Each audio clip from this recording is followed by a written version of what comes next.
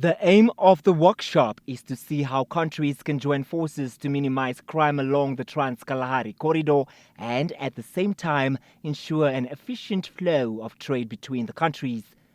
Mosigi says well-developed corridors enhance accessibility, reliability and predictability and a key to the facilitation of trade, which stimulates the economy through various domestic economic initiatives while minimizing risks. He is of the opinion that economic downturn have given opportunities to SADC member states to transform themselves and develop strategies to sustain the recovery beyond the crisis and optimize trade along the Trans-Kalahari Corridor. I must also indicate that when you talk transport, you are talking the lifeblood of the country's economy, because it facilitates growth and development in various sectors of the economy. Sectors such as agriculture, we have to move goods from our farms to markets. The mining sector, we can't actually mine and export without having transport. Tourism, trade, all these sectors, they depend on transport. And we know also that as countries, we trade with each other, and therefore we need good infrastructure between our countries.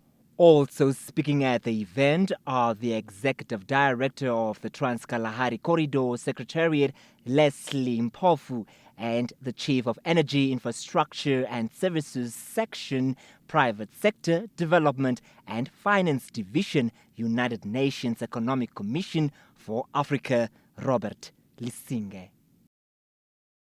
This is quite important because from time to time the TKSMC meet to actually progress on the negotiations that are meant to harmonize regulations, legislation, as well as processes that are deemed to be hindering, free movement or seamless movement of trade. So the gathering here, it comprises of delegates from Botswana, Namibia and South Africa, and we are quite happy because many stakeholders are actually represented. And we do have the investment opportunities from the infrastructure perspective, because I realized that what I showed was the investment opportunities in terms of equipment. Now, what about the banks? Are they ready? I think this is an important question.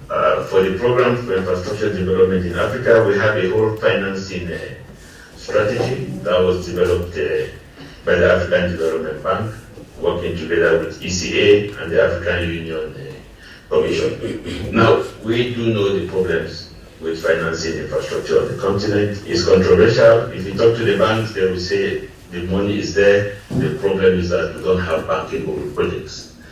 Now, there's an effort to address this kind of issue. If you go to the African Development Bank, you have the NEPAD project, infrastructure preparatory facilities. And so we encourage countries to try to harness these facilities to prepare their project to a level that is bankable, so that the banks will not keep on saying that the money is there, the problem is that we don't have bankable. The Trans-Kalahari Corridor is a tripartite transboundary corridor management institution established with a political and economic vision to pursue or contribute towards regional integration programs of SADC, SACU, and indeed NEPAD.